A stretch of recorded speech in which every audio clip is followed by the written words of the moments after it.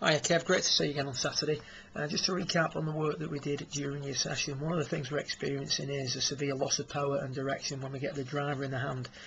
The funny thing is with yourself, the move that you make with your irons is completely different than the move you make with your driver, in particular in regards to the movement of your hips in your downswing. What we see here is a player who, on the left, from a pretty decent setup, the ball we need to move back a little bit, but from a decent setup, nice move behind the golf ball, good position at that point. However, from here, the fear is of the ball going to the right, so as a result we can see that the hips rotate. There's not a lot of lateral movement in the hips, and as a result, as you come through impact, you can see there that the hips are hanging back, and the left arm is just going to collapse as the arms swing to the left.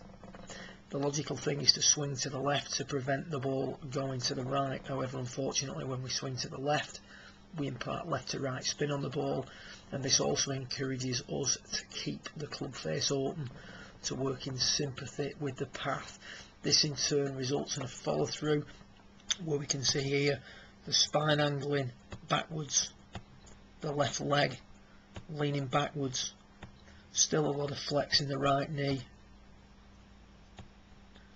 and the right hip substantially lower than the left, so we've collapsed back on that right side with no weight shift whatsoever.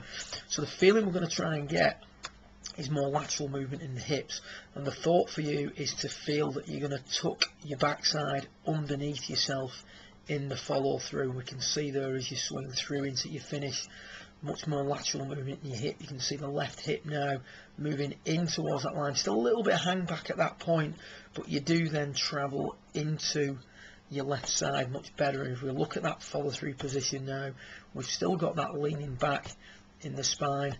The hips, however, are much more level. We've got a much better extension in the right leg, and the torso is more over the left leg, so we've made a much better move through the ball into the left side. So what we're after ultimately is a little bit more lateral movement in those hips. What that's going to do is keep the club out in front of you for longer, get the ball started off on line more, and allow you to attack it from the inside confidently without the fear of you push putting it. So we need to get those hips moving through, and the feeling in the follow through, as we said, is that you're going to tuck the butt under yourself as you swing through. Good luck with it, and we'll speak soon in a couple of weeks' time. Well done.